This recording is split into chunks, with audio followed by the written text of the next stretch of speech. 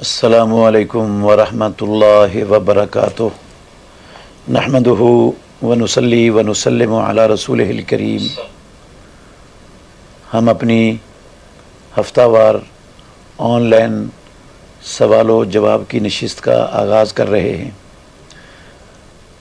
میں ایک حدیث پڑھتا ہوں۔ سب سے پہلے ابو امامہ الباہلی رضی اللہ عنہ بیان فرماتے ہیں کہ میں نے رسول اللہ صلی اللہ علیہ وسلم سے سنا، آپ صلی اللہ علیہ وسلم فرما رہے تھے کہ قرآن پڑھا کرو، کیونکہ وہ قیامت کے دن قرآن پڑھنے والوں کے لیے سفارشی بن کر آئے گا۔ اور روشن چمکتی ہوئی صورتیں بقرہ اور آل عمران پڑھا کرو، کیونکہ وہ قیامت کے دن اس طرح آئیں گی جیسے وہ دو بادل ہیں یا دو سائبان ہوں، یا جیسے دو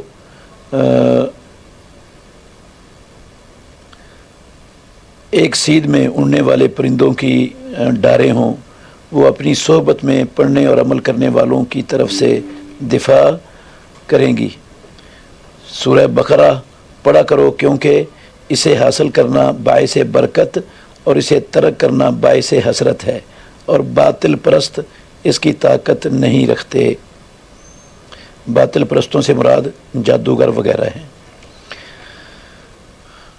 محترم ناظرین کرام، اس میں سب سے پہلے تو قرآن مجید کی تلاوت کی زبردست فضیلت رسول مکرم صلی اللہ علیہ وسلم نے بیان فرمائی ہے۔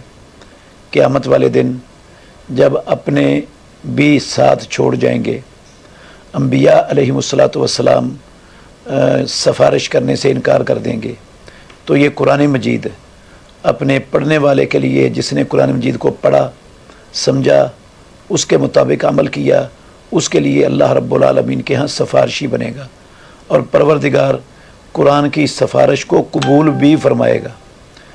تو ہمیں قرآن مجید کی تلاوت کا بہت زیادہ اہتمام کرنا چاہیے۔ اس وقت ہمارے معاشرے میں لوگوں کے پاس قرآن مجید کی تلاوت کا ٹائم نہیں ہے۔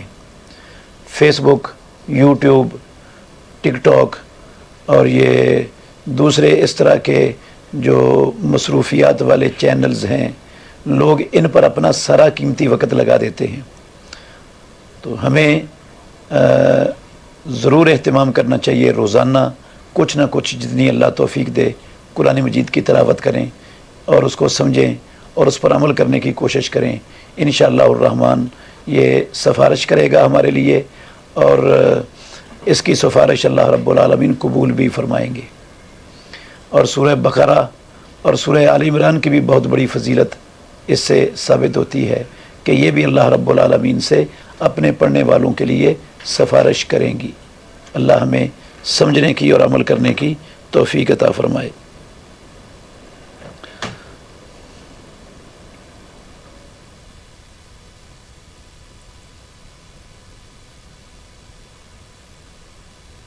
سوال ہے، کیا بسملہ سورت کا حصہ ہے؟ جی، بسم اللہ الرحمن الرحیم یہ سورۃ الفاتحہ کی آیت ہے۔ سورہ فاتحہ کی 7 آیتیں ہیں، تو یہ بسم اللہ سورہ فاتحہ کی پہلی آیت ہے۔ باقی ہر سورت کی یہ آیت ہے یا نہیں، اس میں اہل علم کا اختلاف ہے۔ تو راجح بات یہی ہے کہ اس کو آیت ہی شمار کرنا چاہیے ہر سورت کی۔ جس طرح فاتحہ کی آیت ہے، اس طرح راجح قول کے مطابق ہر سورت کی بھی آیت ہے۔ حافظ ولید خالد کا سوال ہے، کیا باجماعت نماز مرد کے لیے فرض ہے؟ جی، باجماعت نماز پڑھنا مسلمان مرد پر فرض ہے۔ قرآن مجید میں اللہ رب العالمین نے فرمایا، وَارْكَعُوا مَعَ الرَّاكِعِينَ، رکوع کرنے والوں کے ساتھ رکوع کرو۔ یہ حکم ہے اللہ کا، اور اللہ رب العالمین جس چیز کا حکم دے دے وہ کام کرنا فرض ہو جاتا ہے۔ اس کا مطلب ہے باجماعت نماز پڑھو۔ نبینا سے ابھی تھا رسول اللہ صلی اللہ علیہ وسلم کا، صحیح بخاری میں حدیث ہے، کہنے لگا اللہ کے نبی مجھے مسجد میں لے جانے والا لانے والا گھر میں کوئی فرد نہیں ہے، رستہ صاف نہیں ہے، نبینا ہوں، گھر میں پڑھ لوں؟ आपने कहा अजान सुनते हो? उसने कहा जी अल्लाह के नबी अजान तो सुनता हूँ। आपने फरमाया फ़ाजिब, अजान सुनते हो तो फिर मस्जिद में आना पड़ेगा। तो नबीने को रसूलुल्लाह सल्लल्लाहु अलैहि वसल्लम ने घर में नमाज़ पढ़ने की इजाज़त नहीं दी जब वो अजान सुनता था। सुनन दारकुतनी में हसन दर्जे की हदीस है, प्यारे पैगम्बर मोहम्मद रसूलुल्लाह सल्लल्लाहु अलैहि वसल्लम ने फरमाया मन समिअ निदा फलम युजिब फला सलात लहू इल्ला मिन उज़रिन, जिसने अजान सुनी और बाजमात नमाज पढ़ने के लिए आ सकता था, अजान सुनकर नहीं आया, उसकी नमाज ही नहीं है इल्ला ये कि उसके पास कोई शरई उज़र हो। तो ये सारी दलीलें नसूस हैं इस बात पर कि बाजमात नमाज पढ़ना मुसलमान मर्द पर फ़र्ज़ है। हाफिज़ वलीद का सवाल है, हज में एक फैमिली की तरफ से एक जानवर कर सकते हैं? बिल्कुल भी नहीं कर सकते। फैमिली के जितने अफराद हज कर रहे हैं हर फर्द की अलग से कुर्बानी होगी। अलबत्ता ऊँट में और गाय में 7 अफराद शरीक हो सकते हैं, और बकरी बकरा भेड़ दुम्बा ये एक फ़र्द की तरफ से होता है। तो एक कुर्बानी, एक हिस्सा या एक बकरा बकरी ये पूरे फैमिली की तरफ से किफ़ायत नहीं करते। हज में ये सिर्फ़ एक फ़र्द की तरफ से किफ़ायत करते हैं। अलबत्ता उज़हिया में ये एक फैमिली की तरफ से एक हिस्सा या एक छोटा जानवर किफ़ायत कर जाता है। ये जो हाजी कुर्बानी करते हैं उसको हदी कहते हैं, और जो आम मुसलमान करते हैं उसको उज़हिया कहते हैं। तो हदी में हर हदी के लिए एक कुर्बानी हदी सिर्फ़ एक फ़र्द की तरफ से होती है, और उज़हिया पूरी फैमिली की तरफ से हो जाती है। वसीउल्लाह भाई का सवाल है, खुतबे के दौरान असा पकड़ने की कोई दलील का तालिब हूँ। भैया इस वक्त मुझे हवाला तो याद नहीं है, बहरहाल असा पकड़ने की जो है ना वो दलील मौजूद है। अब मुझे हवाला भी याद नहीं है, और ये भी इस वक्त मेरे इल्म में नहीं है कि उसकी सनद कैसी है।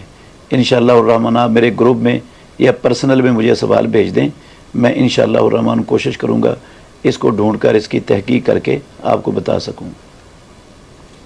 सुफियान शाकिर भाई का सवाल है, क़यामत की निशानी लौंडी अपनी मालिका को जन्म देगी, इसका क्या मतलब है?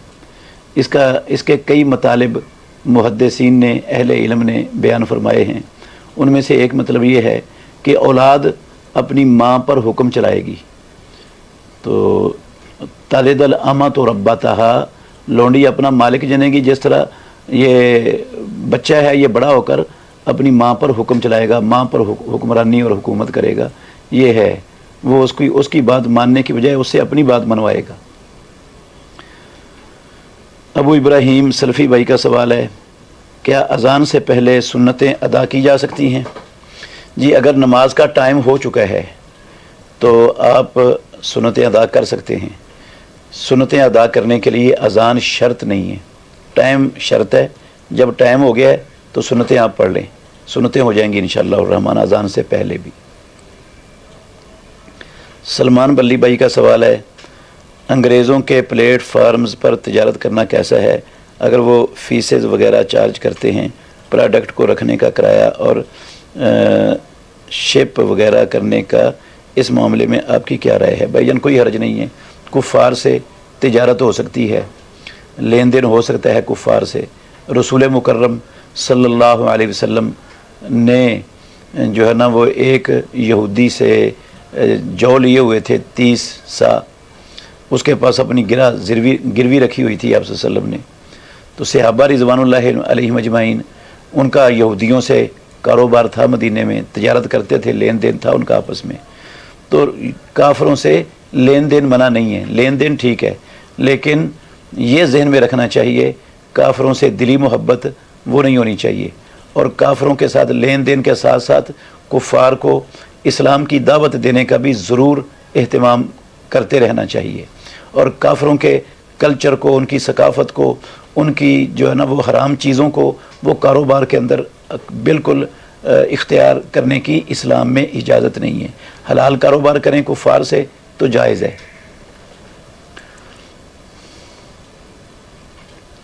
हमज़ा अज़ीम भाई का सवाल है, इस्लाम में मुर्तद की सज़ा कत्ल है और अल्लाह कुरान में फ़रमाते हैं कि ला इकराहा फिद्दीन, दीन में कोई जबर नहीं। तो अगर कोई अपनी मर्ज़ी से इस्लाम छोड़ता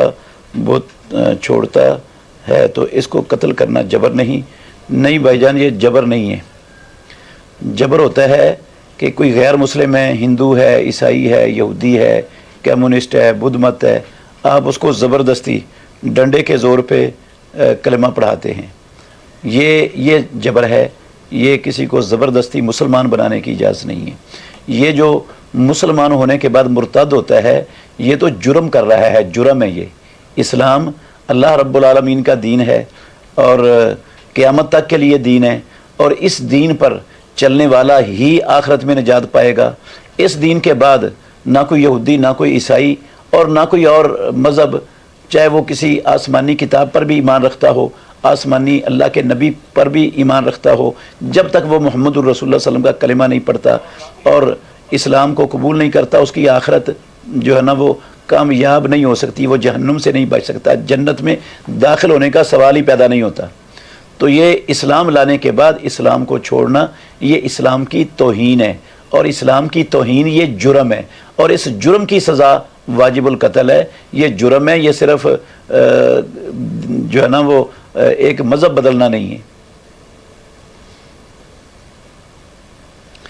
अबू इब्राहिम भाई का सवाल है, क्या फजर की सुन्नतें पढ़कर लेटना ज़रूरी है? बाज़ कहते हैं कि सो भी सकते हैं कुछ देर के लिए। भाईजान, लेटना ज़रूरी नहीं है, अफजल है, सुन्नत है रसूल मुकर्रम सल्लल्लाहु अलैहि वसल्लम की। आप लेट भी जाते थे और कभी कभार नहीं भी लेटते थे। उम्मुल मोमिनीन आयशा सिद्दीक़ा रज़ियल्लाहु अन्हा की हदीस है सही मुस्लिम शरीफ में कि रसूलुल्लाह सल्लम फ़र्ज़ों से पहले, फजर की नमाज के फ़र्ज़ों से पहले, सुन्नतों के बाद कुछ देर के लिए दाएं पहलू पर लेट जाते थे। आप सल्लम ने लेटने का हुक्म भी दिया है, और कभी कभार जब मैं मौजूद होती तो अल्लाह के नबी लेटते नहीं थे, मेरे साथ बातें करते रहते थे। तो ये जो रसूलुल्लाह सल्लम का ना लेटना और बातों में मशगूल रहना, ये इस बात की दलील है कि फ़र्ज़ नहीं है, लाजमी नहीं है लेटना। अगर कोई लेट ले तो अफजल है, ना भी लेटे तो वो मुजरिम, गुनाहगार नहीं है। सुन्नत पर अमल करने से बस जो सवाब मिलना था उससे महरूम हो जाएगा, गुनाहगार नहीं होगा वो। बाकी ये जो कहते हैं कि सो सकते हैं, ये बात भी गलत है। सो नहीं सकते, सिर्फ लेट सकते हैं। सो गए तो फिर तो वज़ू टूट गया आपका। और अज़ान और इकामत के दरमियानी वक्फ़ा वो भी ज़्यादा से ज़्यादा आधे घंटे का होता है मसाजिद में। तो आप सुन्नतें पढ़कर 10 मिनट या 15 मिनट 20 मिनट के लिए क्या सोएंगे? और फिर सो गए तो फिर वज़ू कब करेंगे उठकर? और आपकी तो जमात रह जाएगी। इसलिए सोने वाली बात दुरुस्त नहीं है। नमाज को अव्वल वक़्त में पढ़ना अफजल है। अफजलुल आमाल जो इस्लाम के हैं उनमें नमाज को अव्वल वक़्त में पढ़ना है। तो अज़ान के बाद अव्वल वक़्त में नमाज पढ़ने के लिए सोने की गुंजाइश ही नहीं रहती।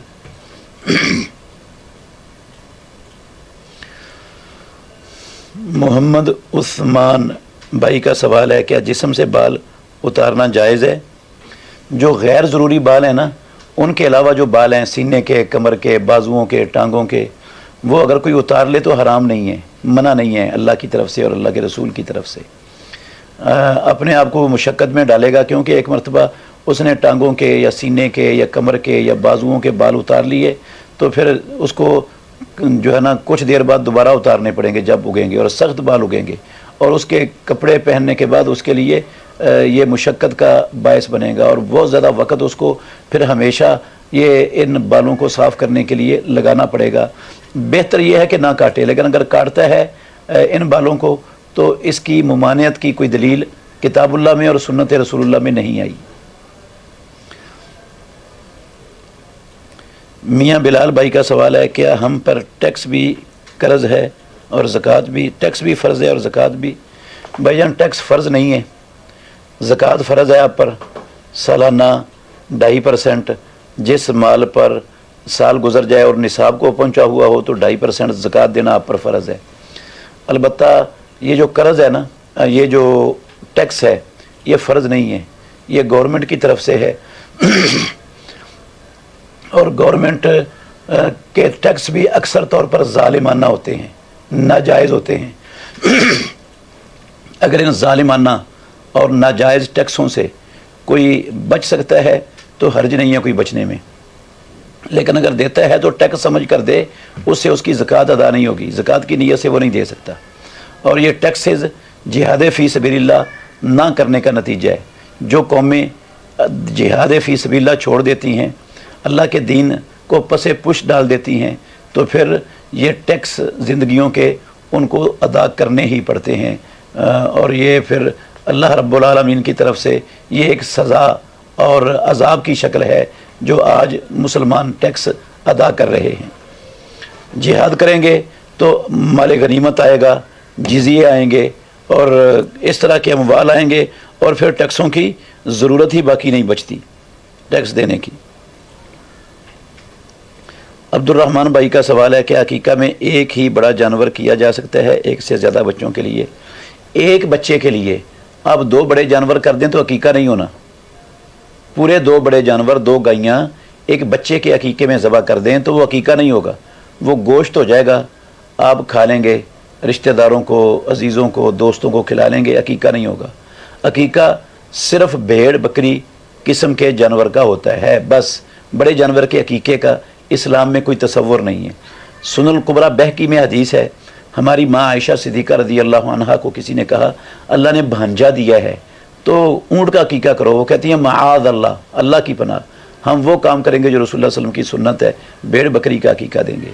सही बुखारी में रसूलुल्लाह सल्लल्लाहु अलैहि वसल्लम का फरमान है, आपने अनिल गुलाम शातान मुकाफ़ियातान व अनिल जारियत शातुन, शात भेड़ और बकरी किस्म के जानवरों को कहते हैं, तो रसूलुल्लाह सल्लल्लाहु अलैहि वसल्लम ने बच्चे की तरफ से 2 भेड़ बकरी किस्म के जानवर और बच्ची की तरफ से 1 भेड़ बकरी किस्म के जानवर का कहा है।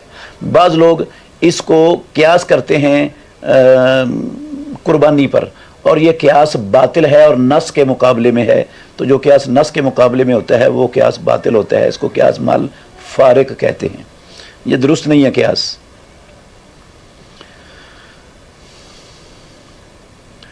उमैर अहमद भाई का सवाल है, मेरे क्लिनिक का 1 मीटर स्लो है और एक ठीक चलता है, अगर मैं स्लो वाले को इस्तेमाल ना ही करूं तो मुझे 1400 बिल आएगा, तो क्या मैं इसको कुछ दिन के लिए इस्तेमाल कर सकता हूं? कोई हर्ज नहीं है इस्तेमाल करने में, स्लो वाले को भी आप कर सकते हैं, लेकिन जानबूझ के स्लो ना करें कि आप जो है ना वो चोरी करें लोगों का। चोरी का अगर मसला है, उसमें चोरी हो रही है लोगों की, तो फिर आपको क़यामत वाले दिन जिसका जितना पैसा चोरी हुआ होगा वो आपको भरना पड़ेगा। अगर चोरी नहीं होती तो फिर कोई हर्ज नहीं है, आप इस्तेमाल कर सकते हैं।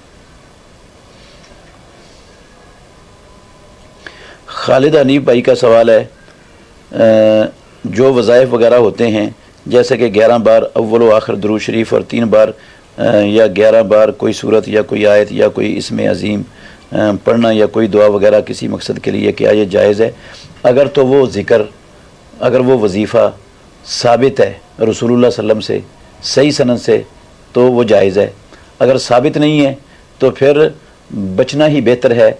रसूलुल्लाह सल्लल्लाहु अलैहि वसल्लम ने कोई वजीफ़ा दुनिया और आखिरत की भलाइयों का, दुनिया और आखिरत की शरूर से बचने का नहीं छोड़ा, जो बचा सकता हो और जो भलाइयाँ का सबब बन सकता हो और अल्लाह के नबी ने बयान ना किया हो। तो जब सारे वज़ाइफ मौजूद हैं, अल्लाह के नबी के वज़ाइफ से अच्छे वज़ाइफ हो ही नहीं सकते, तो हमें रसूलुल्लाह सल्लल्लाहु अलैहि वसल्लम के तरीके पर ही इक्तिफा करना चाहिए। इमरान जंगवी भाई का सवाल है, अखुवत फाउंडेशन से कर्ज़ लेना कैसा है? भाईजान, अगर तो बग़ैर सूद के वो कर्ज़ देते हैं, जितने कर्ज़ पैसे आपको कर्ज़ मिलते हैं आपने मुकर्ररा मुद्दत में उतने ही वापस करने होते हैं, 1 रुपया भी उससे ज़्यादा वापस नहीं करना होता, तो फिर ठीक है, हलाल है, ले सकते हैं। लेकिन अगर उससे ज़्यादा पैसे मुख्तलिफ़ चार्जेस के नाम पर वो वसूल करते हैं और आप अदा करते हैं तो वो सूद ही है। उनका मुख्तलिफ़ चार्जेस का नाम देने से वो सूद के ज़ुमरे से नहीं निकलते। सूद जो है ना, नाम चेंज करने से भी सूद ही रहता है, वो हलाल नहीं होता। सलमान भाई का सवाल है, लोग वसीला के बारे में कुरान की कोई आयत पढ़ते हैं कि अपने रब की तरफ वसीला तलाश करो, तो इसके बारे में आपका क्या ख्याल है? भाईजान, ये 35 नंबर आयत है सूरह माइदा की। अल्लाह रब्बुल आलमीन ने फरमाया, या अय्युहल्लज़ीना आमनुत्तकुल्लाह वब्तगू इलैहिल वसीलता, अल्लाह से डरो और अल्लाह की तरफ वसीला तलाश करो। इस वसीले से मुराद है नेक अमाल करो, अल्लाह की इताअत करो, अल्लाह के नबी की इत्तिबा करो, और ये अल्लाह की इताअत और नबी की इत्तिबा करके इन नेकियों को वसीला बनाओ अल्लाह रब्बुल आलमीन के तकर्रुब का, अल्लाह के करीब होने का। ये मतलब है इसका। बाकी 3 चीज़ों का वसीला इस्लाम के अंदर डालकर मांगना जायज़ है इस्लाम में। एक है अल्लाह के नाम और सिफ़ात, اللہ نے کہا وَلِلَّهِ الْأَسْمَاءُ الْحُسْنَى فَادْعُوهُ بِهَا، اللہ کے ہی اچھے نام ہیں، ان کے واسطہ دے کر ان کے صدقے وسیلے تو فیل سے اللہ سے مانگو۔ دوسری چیز ہے نیک عمل، اللہ نے قرآن میں سکھائی ہے یہ دعا کہ ایمان والے کیا کہتے ہیں میرے بندے، ربنا اغفر لنا وَلِإِخْوَانِنَا الَّذِينَ، نہیں بلکہ اللہ نے کہا ربنا اننا آمنا فاغفر لنا ذنوبنا، اے اللہ اے ہمارے رب ہم ایمان لے آئے، ہمارے اس ایمان لانے کے وسیلے سے ہمارے گناہ معاف کر دے۔ تو ایمان لانا نیک عمل ہے اور نیک عمل کا وسیلہ ڈالنا جائز ہے۔ اس طرح وہ تین لوگ جو ایک غار میں داخل ہوئے تھے، پتھر سے بند ہو گئی، انہوں نے اپنا نیک عمل وسیلے کے طور پر اللہ کے سامنے پیش کیا تھا اور اللہ نے ان کو نجات دے دی تھی۔ تیسری اور آخری چیز ہے جس کا وسیلہ اسلام کے اندر جائز ہے، وہ ہے نیک متقی پرہیزگار شخص سے دعا کروانا۔ آپ اس کے پاس جائیں اور کہیں کہ آپ ہمارے لیے اللہ سے دعا کرو، اللہ ہمارا یہ مسئلہ حل کر دے، ہماری یہ پریشانی یہ تنگی دور فرما دے، تو اس کی دعا کو آپ نے وسیلہ بنایا ہے، وہ اللہ سے دعا کرے گا، تو یہ اس کی اجازت ہے۔ اس کے علاوہ کسی اور چیز کا، کسی کی شخصیت کا، حرمت کا، عزت کا، شان کا، مقام کا وسیلہ ڈال کر مانگنا حرام ہے، اس کی اسلام کے اندر گنجائش نہیں ہے۔ امام ابو حنیفہ رحمۃ اللہ علیہ بھی اس کو حرام سمجھتے ہیں، ان کے شاگرد ابو یوسف رحمہ اللہ بھی اس کو حرام سمجھتے ہیں۔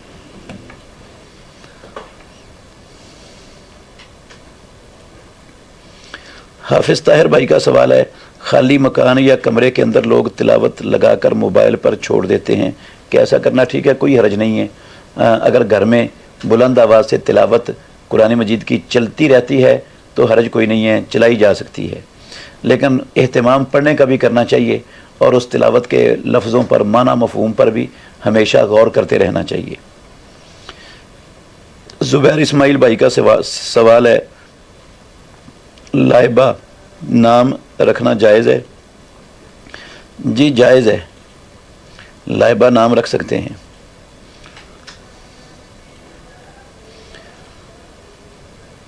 حسان چوتائی بھائی کا سوال ہے، فوڈ پانڈا پہ جو آرڈر کرو تو اس پہ بینک ڈفرینٹ ڈسکاؤنٹ کی پرسنٹیج آفرڈ کر رہے ہوتے ہیں، تھرو ڈیبٹ اور کریڈٹ کارڈز، کیا یہ ڈسکاؤنٹ لینا جائز ہے؟ سود ہے، خالص ہی سود ہے۔ بینکوں کے ساتھ کسی قسم کی ڈیلنگ اسلام کے اندر جائز نہیں ہے۔ یہ آپ جو کریڈٹ کارڈ لیتے ہیں یا ڈیبٹ کارڈ لیتے ہیں تو آپ ان کو پیسے دیتے ہیں، وہ پیسے آپ کے اکاؤنٹ میں پڑے ہوتے ہیں، وہ پیسے سود کے لیے استعمال کرتے ہیں اور آپ وہ سود میں تعاون کر رہے ہوتے ہیں۔ جس طرح سود لینا دینا حرام ہے، اس طرح سود میں تعاون کرنا بھی حرام ہے۔ ٹھیک ہے، آپ نے ڈیبٹ کارڈ پر یا کریڈٹ کارڈ پر آپ نے کوئی چیز لے لی ہے، جب آپ وقت پر پیسے دیں گے کہ کوئی سود نہیں کٹے گا، لیکن اگر ایک دن بھی لیٹ ہو گیا تو سود پھر پڑ جائے گا آپ کو۔ آپ نے سود دینا تو قبول کر لیا نا، تو یہی حرام ہو گیا ہے۔ اس لیے بالکل یہ ڈسکاؤنٹ استعمال کرنا بینک کے ذریعے یہ درست اور جائز نہیں ہے۔ قمر جمیل بھائی کا سوال ہے، آج 2-3 دن سے میری بیوی کے اوپر کوئی جن حاضر ہوتا ہے عصر کے بعد اور بہت تنگ کرتا ہے، یہاں تک کہ وہ کھانے پینے میں شریک ہو جاتا ہے، اور جب بھی ہم کوئی رقیہ شریعہ کرتے ہیں جیسے سورہ بقرہ، فاتحہ یا کوئی بھی آیت پڑھتے ہیں، آہستہ آہستہ اس کو تکلیف ہوتی ہے، اذان پہنچے دعوت دینے سے وہ جان چھوڑ دیتا ہے، لیکن مریض کو بہت تکلیف دیتا ہے اور کہتا ہے کہ میں اس کی بائیں ٹانگ کو کاٹ دوں گا یا توڑ دوں گا، آسان حل بتا دیں۔ بھائی جان، آسان حل یہ ہے، صبح کے جو اذکار اللہ کے نبی پڑھا کرتے تھے وہ باقاعدہ سے پڑھیں، گھر کی تمام افراد اور یہ آپ کی بیوی خاص طور پر۔ شام کے اذکار پڑھیں، رات کو سونے سے پہلے کے اذکار پڑھیں، اور فرضی نمازوں کے بعد، 5 فرضی نمازوں کے بعد جو اذکار ہیں وہ پڑھیں۔ یہ اذکار حصن المسلم کتاب کے اندر لکھے ہوئے ہیں عنوان سے۔ صبح کے اذکار الگ ہیں، نماز کے بعد کے الگ اذکار الگ ہیں، سونے کے اذکار الگ ہیں۔ تو یہ سارے اذکار ان کا اہتمام کریں انشاءاللہ الرحمن، اور گھر میں سورہ بقرہ کی تلاوت خود بھی کریں، چلتی رہتے، اگر چلاتے ہیں تو وہ بھی ٹھیک ہے، لیکن خود بھی بہت زیادہ اہتمام کریں سورہ بقرہ کی تلاوت کا، انشاءاللہ الرحمن یہ دفع ہو جائے گا اور جان چھوڑ جائے گا۔ چودھری فیصل گجر کا سوال ہے، اپنی زمینوں کو ٹھیکے پہ دینا جائز ہے؟ سود کے زمرے میں تو نہیں آتا۔ ٹھیکے کی جو ایک شکل ہے نا یہ طے شدہ پیسوں کے بدلے میں فی ایکڑ اتنے پیسے، یہ جائز ہے۔ صحیح بخاری شریف کے اندر حدیث ہے، کتاب المزارعہ میں امام بخاری نے باب باندھا ہے باب و قراء الارض بالذهب والفضہ، سونے اور چاندی کے بدلے میں زمین کو ٹھیکے پر لینا اور دینا۔ تو رافع بن خدیج کی حدیث ہے، اس میں انہوں نے کہا کہ کچھ ٹھیکے کی صورتیں ہیں جن سے اللہ کے نبی نے منع فرمایا ہے، البتہ سونے چاندی کے بدلے میں کوئی حرج نہیں ہے، لی اور دی جا سکتی ہے۔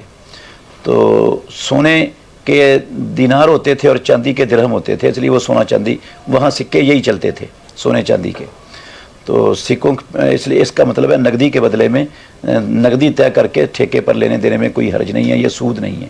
ہاں یہ سود ہے اور حرام ہے کہ بندہ یہ طے کر لے کہ اب یہ زمین میری لے لو ٹھیکے پر اور فی ایکڑ اتنے من مجھے دینی ہے آپ نے، وہ من آپ طے کر لیں، یہ حرام ہے۔ یا یہ کہیں کہ آپ کو ٹھیکے پر دیتا ہوں لیکن کچھ میں رکھوں گا پیداوار میں سے، اور وہ آپ نے کچھ طے نہیں کیا، یہ بھی صورت بھی حرام ہے۔ یا یہ صورت ہو کہ میں ٹھیکے پر دیتا ہوں، یہ جو کھانوں کے ساتھ ساتھ ایکڑ ہیں ان کی پیداوار جو ہوگی وہ میری اور فلاں فلاں ایکڑ کی پیداوار آپ کی ہوگی، یہ صورت بھی حرام ہے۔ ان سے رسول مکرم صلی اللہ علیہ وسلم نے منع فرمایا ہے۔ باقی ڈاکٹر اسرار صاحب کا جو کلپ سوشل میڈیا پر چل رہا ہے وہ ان کو مسئلے کی صحیح معنوں میں سمجھ نہیں آ سکی، اس لیے ان کی یہ بات درست نہیں ہے۔ مطلق طور پر ان کا یہ کہنا کہ یہ زمین کا سود ہے، یہ بات غلط ہے۔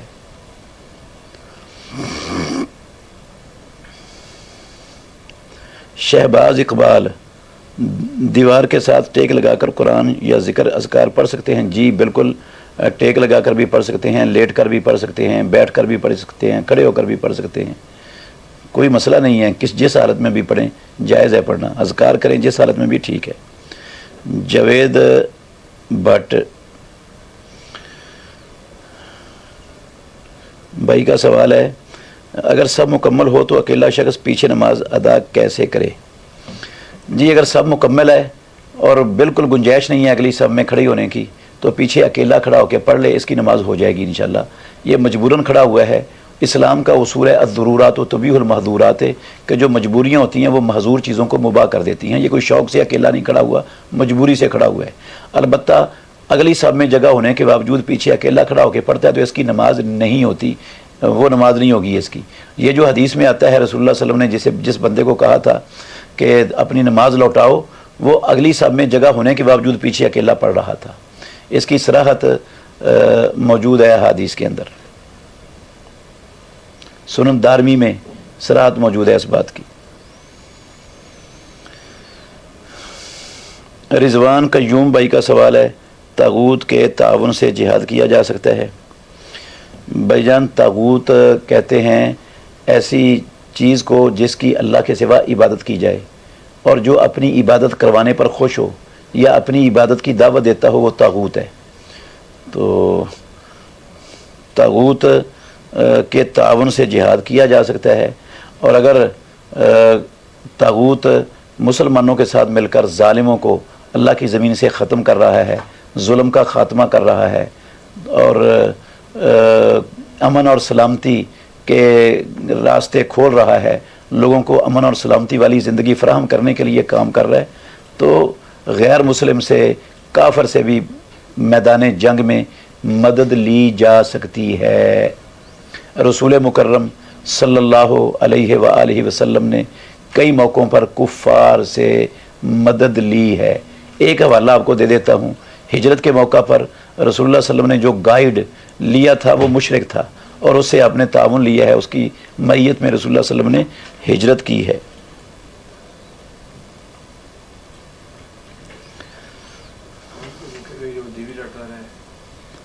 محمد اویس طاہر بھائی کا سوال ہے، گزشتہ زندگی میں جتنی بھی چھوڑی ہوئی نمازیں ہیں اور یاد بھی نہ ہو تو کتنی نمازیں چھوٹی ہیں تو ان کی قضا کا کیا حکم ہے؟ پکی سچی توبہ کر لیں، اللہ رب العالمین پچھلی ساری نمازیں معاف فرما دیں گے۔ پکی سچی توبہ کرنا لازم ہے۔ رسول اللہ صلی اللہ علیہ وسلم نے فرمایا التوبہ تو تجب ما قبلہا، توبہ پیچھے والے سارے کے سارے گناہوں کو مٹا دیتی ہے، ختم کر دیتی ہے۔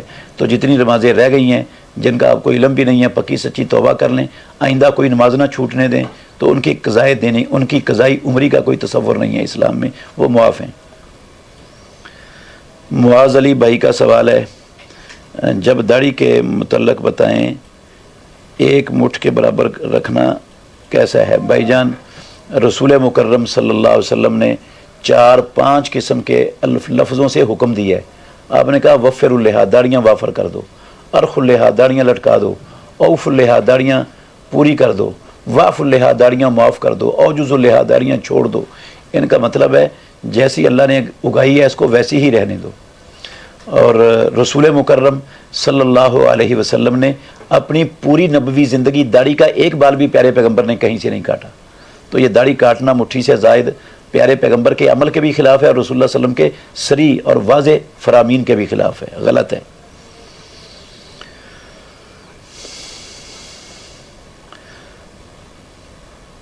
جیسے ہماری عربی زبان نہیں ہے، ہمیں عربی میں کچھ دعائیں نہیں آتی یا یاد نہیں ہوتی جو ہم تشہد کے بعد مانگنا چاہتے ہیں، کچھ ہمارے اپنے لیے اپنے الفاظ میں بھی ہوتی ہیں، تو کیا ہم ان دعاؤں کو اپنے الفاظ میں اپنی زبان میں مانگ سکتے ہیں یا پھر عربی میں ہی دعا مانگنے سے دعا قبول ہوگی؟ بھائی جان، نماز میں تکبیر تحریمہ سے لے کر سلام تک اپنی زبان میں کچھ بھی نہیں پڑھا جا سکتا، نہ دعا پڑھی جا سکتی ہے نہ کچھ اور پڑھا جا سکتا ہے، وہ صرف عربی زبان کے اندر ہی ہوگا۔ باقی آپ اپنی زبان میں جتنی مرضی دعائیں کریں، جس بھی زبان میں کریں گے اللہ تعالیٰ سنتا ہے اور وہ قبول بھی کرتا ہے۔ جب آپ کے اندر دعا کی قبولیت کی شرائط ہوں گی وہ نماز کے بعد کر لیں، تہجد کے ٹائم اٹھ کر لیں، اذان اور اقامت کے درمیانی وقفے میں کر لیں۔ نماز میں آپ عربی کے علاوہ کسی زبان میں بھی کی ہوئی دعائیں وہ جائز نہیں ہے کرنی، اور اس سے نماز کے ضائع ہونے کا خطرہ ہے۔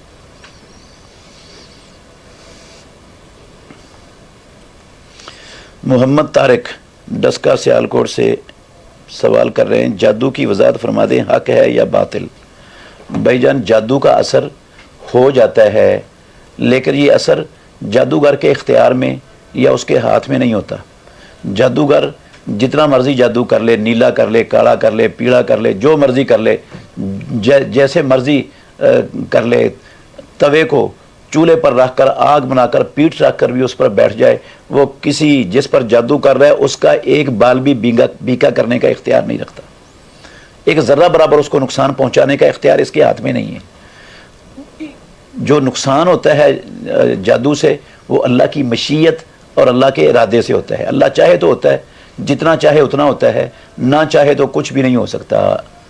تو جادو کا اثر ہو جاتا ہے۔ صحیح بخاری شریف کے اندر حدیث ہے، اصح الکتب بعد کتاب اللہ، رسول اللہ صلی اللہ علیہ وسلم پر جادو ہوا تھا۔ آپ کو اپنے دنیاوی بعض معاملات میں ایسے لگتا تھا جیسے آپ نے کوئی کام کیا ہے اور کیا نہیں ہوتا تھا، اور آپ نے کیا ہوتا تھا اور ایسے لگتا تھا جیسے کیا نہیں ہے۔ تو اللہ نے وحی کے ذریعے بتا دیا تو وہ جادو کا اثر ختم کروا دیا۔ تو یہ دلیل ہے اس بات کی کہ جادو کا اثر ہو سکتا ہے، لیکن وہ جادوگر کے ہاتھ میں نہیں ہوتا۔ جادوگر خود کافر ہو جاتا ہے، اپنی عاقبت برباد کر لیتا ہے، لیکن وہ جو ہے نا نقصان نہیں کسی کو پہنچا سکتا، نقصان اللہ کی مشیت سے ہونا ہے۔ ابو عماد سالک بھائی کا سوال ہے، کیا بیوی کو طلاق کی دھمکی دے دیں تو طلاق ہو جاتی ہے؟ مثلا آپ کو میں طلاق دوں گا یہ بولیں تو اکثر کہتے ہیں کہ یہ طلاق ہوتی ہے۔ غلط ہے، جس نے بولا ہے کہ طلاق ہو جاتی ہے، دوں گا سے طلاق نہیں ہوتی، دے دوں گا سے طلاق نہیں ہوتی۔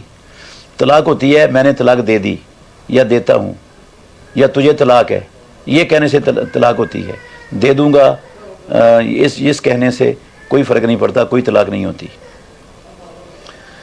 عبد الرحمن بھائی کا سوال ہے، نمازی کے آگے اگر سترہ نہ ہو تو کتنی صفیں چھوڑ کر گزرا جا سکتا ہے؟ رسول مکرم صلی اللہ علیہ وسلم کا فرمان ہے، اگر نمازی کے آگے سے گزرنے والے کو پتہ چل جائے کہ کتنا گناہ ہے تو وہ 40 کھڑا رہنے کو ترجیح دے، آگے سے نہ گزرے۔ اب یہ تو رسول اللہ صلی اللہ علیہ وسلم نے بتا دیا کہ بڑا شدید گناہ ہے نمازی کے آگے سے گزرنا، اور حد امام الانبیاء محمد الرسول اللہ صلی اللہ علیہ وسلم نے مقرر نہیں کی۔ دین آپ صلی اللہ علیہ وسلم کی زندگی میں مکمل ہو گیا، ایک ذرے کے کروڑویں حصے کے برابر بھی کوئی چیز نہیں بچی جو دین ہو اور اللہ کے نبی نے بیان نہ کی ہو۔ اگر اس کی کوئی حد مقرر ہوتی تو اللہ قرآن میں نازل کر دیتے یا محمد الرسول اللہ صلی اللہ علیہ وسلم کی زبان سے اس کو بیان کروا دیتے۔ تو جب اللہ نے اور اللہ کے رسول نے کوئی حد مقرر نہیں کی آگے سے گزرنے کی، تو ہم 3 صفیں یا 4 صفیں یا 5 صفیں یا 2 صفیں اپنی طرف سے یہ حد مقرر کرنے کا اختیار کیسے رکھتے ہیں؟ کیا اس سے ہم دین مکمل کرنے کی کوشش کر رہے ہیں؟ کیا ناقص تھا دین؟ تو آگے 10 صفحے ہوں، 100 صفحے ہوں، اگر بغیر سترے کے نمازی نماز پڑھ رہا ہے تو آگے سے گزرنے کی کوئی گنجائش نہیں ہے۔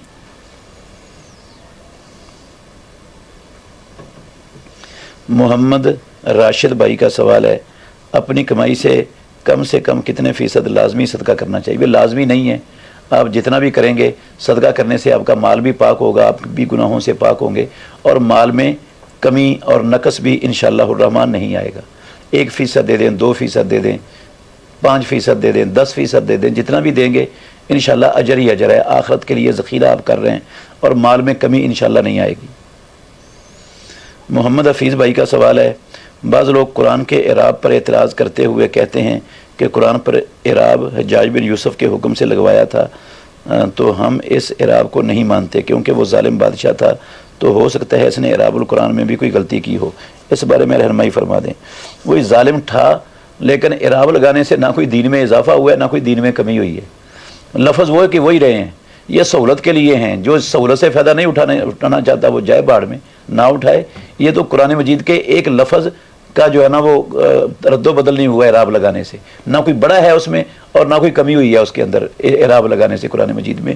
جیسے بغیر اعراب کے عرب پڑھ سکتے تھے، بغیر نقطوں کے پڑھ سکتے تھے، چونکہ غیر عرب ہیں، ساری دنیا کے لیے قرآن اترا ہے، تو ان کے لیے بغیر نقطوں کے اور بغیر اعراب کے پڑھنا مشکل ہے، ان کی سہولت کے لیے یہ اعراب لگائے ہیں۔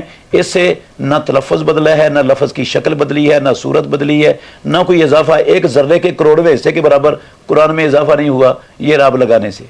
تو اس لیے یہ اس سے کوئی فرق نہیں پڑتا، وہ نہیں مانتا تو نہ مانے، یہ نہ ماننے سے کوئی فرق نہیں پڑے گا اس کے۔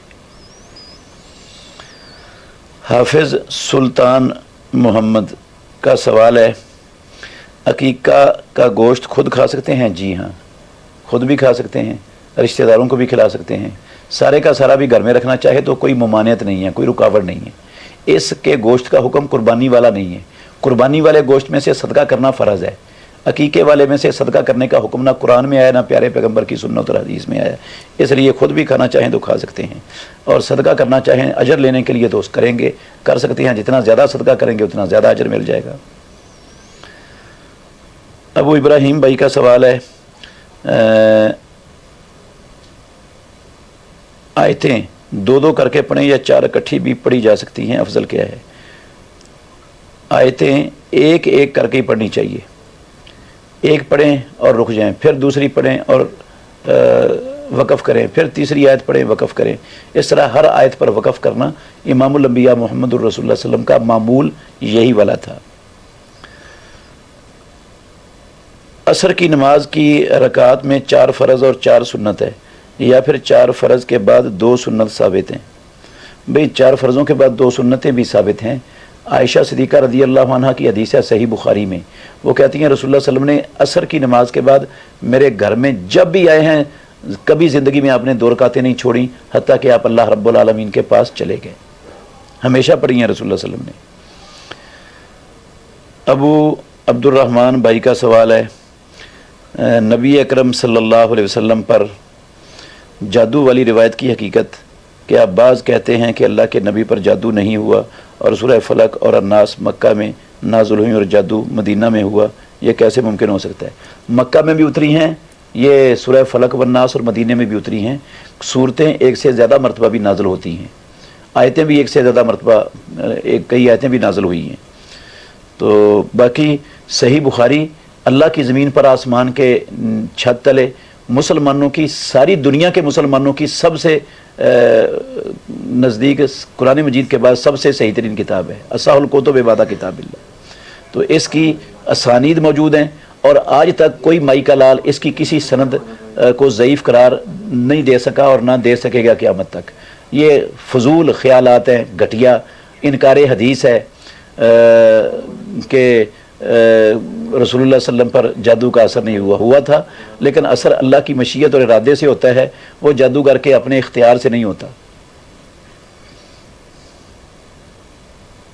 حافظ حبیب بھائی کا سوال ہے، اگر کوئی بندہ پردیس میں رہتا ہے اور جس جگہ بندہ رہتا ہے وہاں پر نماز پوری پڑھتا ہے، لیکن جب اپنی جگہ اس جگہ سے ادھر ادھر جاتا ہے تو وہاں پر نماز اپنے گھر کی مسافت کے حساب سے قصر کرے گا، یا جہاں پر رہتا ہے उसके हिसाब से कसर करेगा।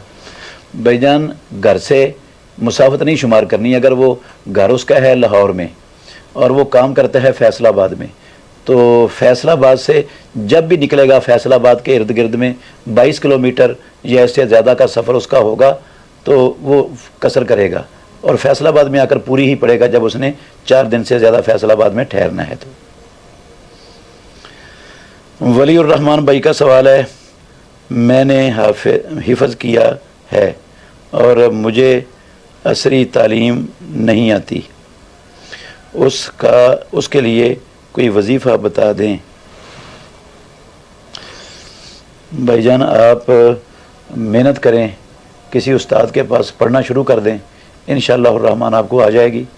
बाकी अल्लाहुम्मा ला सहला इल्ला मा जअलतहु सहलन व अंत तजअलुल हज़ना इज़ा शिअता सहलन, ये कसरत से पढ़ते रहें।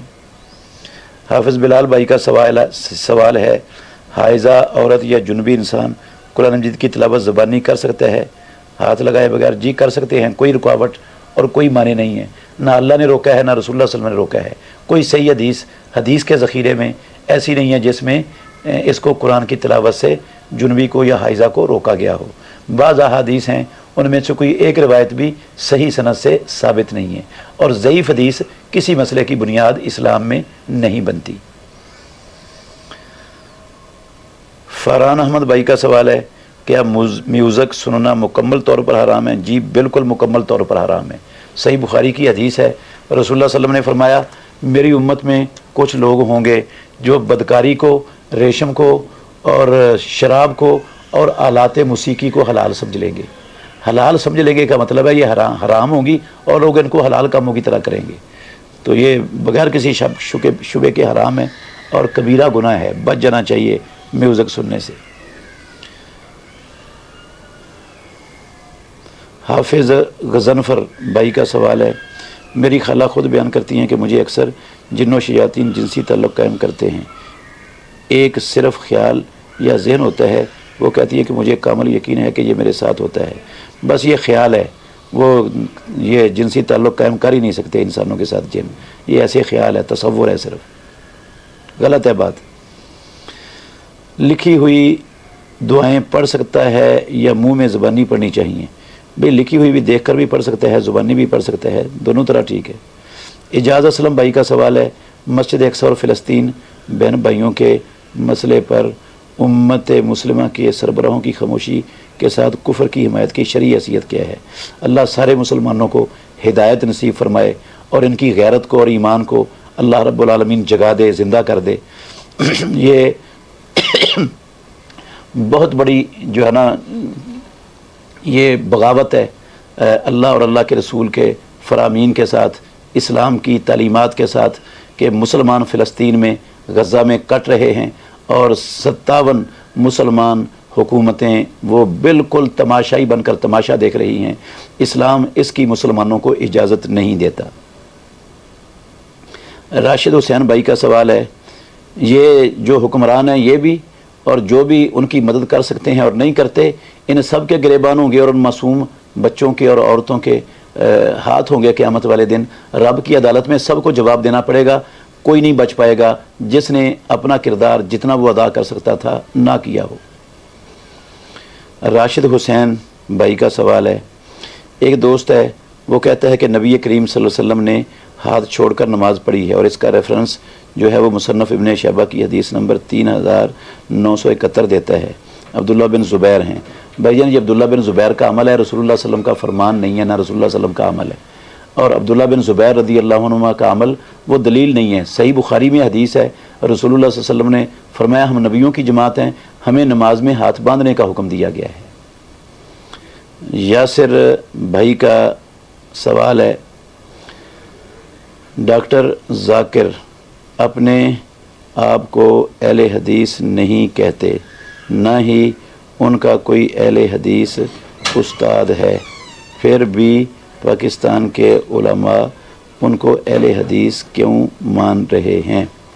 भाईजान डॉक्टर जाकिर नाइक ने कहा है मैं अहले सही हदीस हूँ, यानी सही हदीस को मानने वाला हूँ। तो जो उनका क्लिप मौजूद है इस पर इंग्लिश में, वो आप सुन लें। تو ہم بھی اللہ کے فضل سے صحیح حدیث کو ماننے والے ہیں. جو صحیح حدیث کو مانتا ہے، قرآن کو مانتا ہے، وہ اہل حدیث ہے.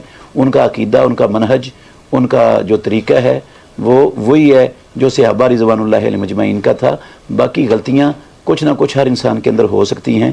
غلطیوں سے مبرہ صرف اللہ کی ذات ہے یا انبیاء علیہ الصلوۃ والسلام محفوظ ہے، باقی غلطیوں سے محفوظ کوئی بھی نہیں ہے.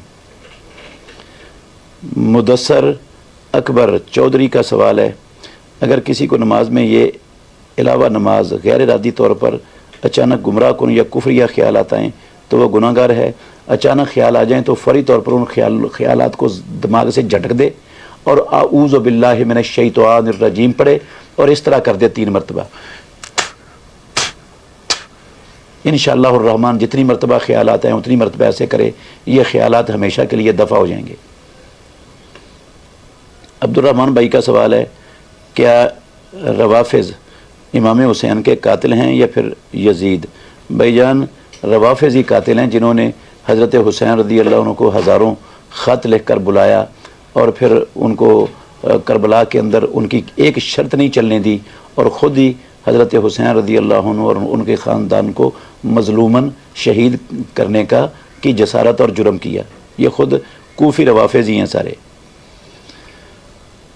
طیب ساکی بھائی کا سوال ہے، سورہ فاتحہ کے بعد کوئی صورت پڑھنی ہوتی ہے تو سورت فاتحہ کے بعد کوئی اور صورت کی بجائے سورہ فاتحہ ہی پڑھنا جائز ہے؟ جی جائز ہے. اگر فاتحہ کے وہ 2 3 4 مرتبہ پڑھ لیں تو کوئی حرج نہیں ہے، ممانعت نہیں ہے، کوئی بھی پڑھی جا سکتی ہے. عبد الرحمن بھائی کا سوال ہے کہ عقیقہ میں ایک ہی بڑا جانور کیا جا سکتا ہے؟ بھائی جان اس کا جواب دے دیا میں نے پہلے. یاسر بھائی کا سوال ہے،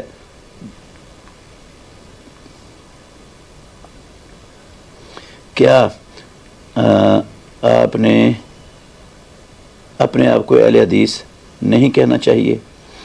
بھئی ضروری نہیں ہے اہل حدیث کہلانا اپنے آپ کو. نہ اللہ نے حکم دیا اپنے آپ کو اہل حدیث کہلاؤ، نہ رسول اللہ صلی اللہ علیہ وسلم نے حکم دیا، نہ صحابہ نے حکم دیا. یہ کوئی عقیدے کا یا دین کا مسئلہ ہے ہی نہیں. یہ صرف پہچان کے لیے نام ہے بس، اس سے زیادہ اس کی کوئی حقیقت اور کوئی حیثیت نہیں ہے. جو کتاب و سنت پر مکمل طور پر عمل کرتا ہے، کتاب و سنت پر چلتا ہے، وہ اہل حدیث ہے، چاہے اپنا نام کوئی بھی رکھ لے. رفع الیدین کرنا فرض ہے. رسول اللہ صلی اللہ علیہ وسلم کے طریقے پر نماز پڑھنا فرض ہے، اور امام الانبیاء محمد رسول اللہ نے زندگی کی ایک نماز کی ایک رکعت بھی رفع الیدین کے بغیر نہیں پڑھی ہے.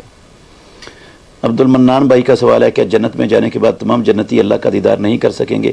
گزشتہ دنوں ڈاکٹر ذاکر نائک صاحب فرما رہے تھے اعلیٰ درجے والے جو جنت میں ہوں گے صرف وہی اللہ کا دیدار کر سکیں گے، کم درجے والے جنتی اللہ کا دیدار نہیں کر سکیں گے. ایسی بات نہیں ہے، یہ ڈاکٹر صاحب کو شاید غلط فہمی ہوئی ہے. سارے جنتی اللہ رب العالمین کا دیدار کریں گے. عبدالرشید مغل بھائی کا سوال ہے، جو اذان دے وہی اقامت کہے، دوسرے آدمی کو اقامت کی اجازت لینی چاہیے؟ بھائی جان، یہ جو روایت ہے نا ترمذی میں، من اذن فہو یقیم، یہ حدیث ضعیف ہے، ثابت نہیں ہے رسول اللہ صلی اللہ علیہ وسلم سے.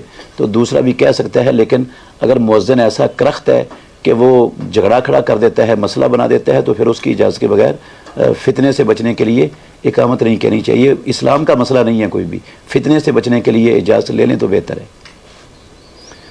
ابو ابراہیم بھائی کا سوال ہے، ایک بہن کے شوہر فوت ہو گئے ہیں لیکن جو شوہر کی جائیداد پر اس کے شوہر کی بہن بھائیوں نے زبردستی قبضہ کر لیا ہے، کیا بہن کے سسرال والے گناہ گار ہوں گے یا ان کا کوئی حصہ ہے جائیداد میں یا صرف بیوی حقدار ہے؟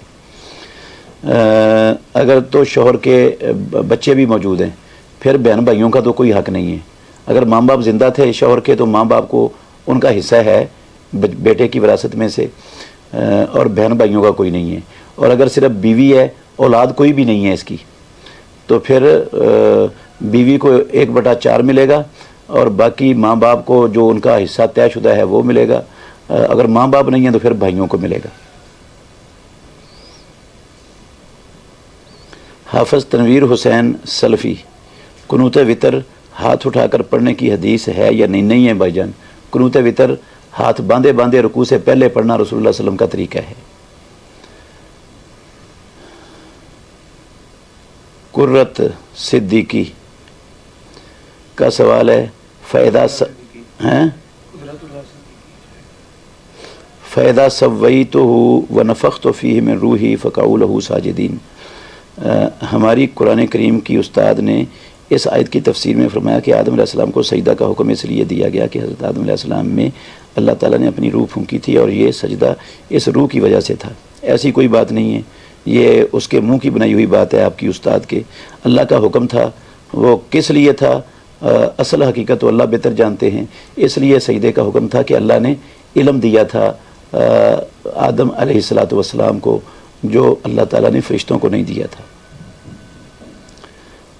کیا نبی کریم صلی اللہ علیہ وسلم نے اس آیت کی تفسیر ایسے ہی کی تھی؟ نہیں بھائی جان، ایسے نہیں کی تھی، اور اپنی رائے سے تفسیر کرنا درست نہیں ہے۔ راجہ کلیم داود بھائی کا سوال ہے، کیا کسی شرط کے اوپر رشتہ ہو جاتا ہے؟ مثال کے طور پر اکثر لڑکی والے گھر یا زمین کا لڑکی کے نام کرنا اور اسی طرح اور شرائط پر رشتہ کرتے ہیں، کیا یہ جائز ہے؟ اگر شرط مان لی گئی ہے نکاح کے وقت تو پھر تو اس کو پورا کرنا فرض ہے، الا یہ کہ شرط وہ کتاب اللہ اور سنت رسول اللہ کے خلاف ہو، وہ نہیں مانی جاتی۔ تو اگر وہ کتاب اللہ کے خلاف نہیں ہے، سنت رسول اللہ کے خلاف نہیں ہے، اور آپ نے مان لی ہے تو پھر اس کو پورا کرنا لازم ہے۔ رسول اللہ صلی اللہ علیہ وسلم نے فرمایا انا احق کا شروط انطوفو مستحللتم بہ الفروجہ، سب سے زیادہ حق جن شرطوں کو پورا کرنا ہے وہ ہے جن کے ساتھ تم نے شرم گاہوں کو حلال کیا ہے۔ امجد بٹوی بھائی کا سوال ہے، فوت شدہ آدمی کا عقیقہ کرنا کیسا ہے؟ اگر اس کا عقیقہ نہیں ہوا تھا کر سکتے ہیں، کر دیں، اس کا عقیقہ ہو جائے گا انشاءاللہ، عقیقہ ہی ہوگا وہ۔ ویسے اس پر فوت ہونے والے پر بوجھ نہیں ہے عقیقہ نہ ہونے کا، وہ جس کے والد پر ہے، ذمہ داری اس کی تھی، اور آپ اس فوت ہونے والے والد کا بوجھ اتارنا چاہتے ہیں تو اتار سکتے ہیں۔ سموک والا شیشہ کا کاروبار کیسا ہے، حلال ہے یا حرام ہے؟ بھائی جان یہ اگر تو اس میں تمباکو ڈلتا ہے پھر حرام ہے کاروبار، تمباکو کی تمام پروڈکٹس حرام ہیں، اور اگر اس میں کوئی نشہ والی چیز ہے تو پھر بھی حرام ہے، اور اگر کوئی اس میں نشہ نہیں ہے، ذرا برابر بھی تمباکو بھی نہیں ہے، اور کوئی حرام چیز اس کے اندر نہیں ڈلتی، تو پھر میں اس کو حرام نہیں کہہ سکتا، میرے پاس حرام کہنے کی کوئی دلیل نہیں ہے۔